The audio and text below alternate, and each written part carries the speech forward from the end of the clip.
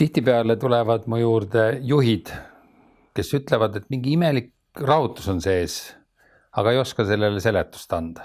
Justkui läheb kõik hästi, tulemused on head, elu on hea, aga mingi rahutus on sees.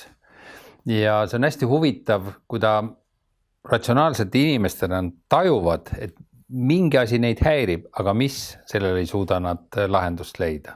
Meid on ju õpetatud paljuski olukordi lahendama oma intellektuaalse meele abil.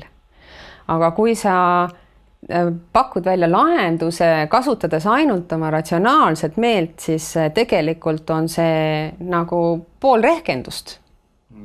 Ja suurem pool on puudu sellest rehkendusest. Ja see ongi see, mida kogenud coach suudab lisandväärtusena juurde tulla, ehk et ta aitab sinul sättida nii-öelda samale laine pikkusele sinu mõtleva meele, sinu emotsioonide keskuse, sinu südame, selle, mis sa tunned ja sinu sisetunde, mis on sinu jõu ja väe allikas, ehk et mis annab selle jõu ja väe seista oma meeskonna ees sirge seljaga ja selle energia, et need otsused ka ellu viia ja inimesed tulevad siis sinuga kaasa. Ja kui sa ise oled ebakindel, siis kõik teised näevad seda veelgi reljeefsemalt, et ja ka kindlus tuleb selleks, kui sa oled aru saanud, kust tuleb kõhutunne, mis ütleb sulle, midagi peaks tegema, aga mida me mõtleme ratsionaalselt ja otsime lahendusi. Coachingu käigus ei aidata otsida lahendusi, vaid aidatakse sind võimekaks lahenduste otsijaks. Ehk nii inglise keeles kõlab see väga ilusti, coach the person, not the problem. Ja kui juhtidel jätkub oidu aru saada, et ise ei pea ja ei ole võimalik kõik vastuseid teada, siis on mõistlik otsida kuskilt kedagi, kes aitab sul seda teha. Just, sest meie sisetunne intuitsioon, meie häälestatus, kõik see meie olek on see, mida teised tajuvad alla 1 sekundi. Nad tajuvad, kas sinu sõnad ja sinu olek klapivad.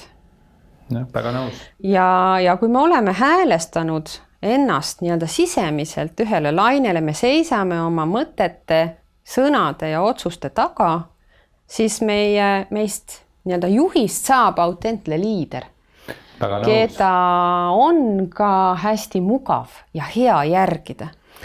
Ja kui sa oled autentne ehk sina ise, siis sa oled ettearvatav. Ja kui sa oled ettearvatav, siis on teistel ka oluliselt lihtsam sinuga suhelda, koos tulemust saada.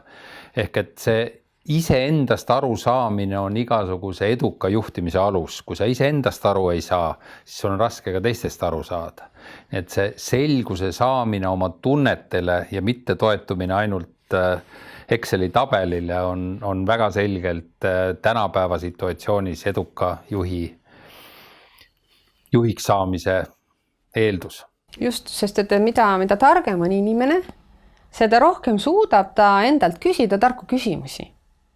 Mida targem on inimene, seda rohkem vajab ta coachi. Sellest, kes peegeldab talle seda kõike tagasi ja aitab temal ennast just nimelt häälestada. Iseendaga kooskõlla. Ja ju coachingu olemus on see, et kuidas elimineerida segajad. Meis kõigis on potentsiaali kordades rohkem, kui me suudame realiseerida, aga meil on segajad ja tihtipeale need segajad on meie enda sees ja me ise endale ei suuda neid tunnistada, et need on meie sees. Nii et kui teil on segadus hinges peas, siis otsige sellele vastuseid ja kogenud coachid kindlasti suudavad teile kaasa aidata, aga need vastused leiate te ise. Ja kui te need leiate, siis te saate olla autentne ja edukas juht.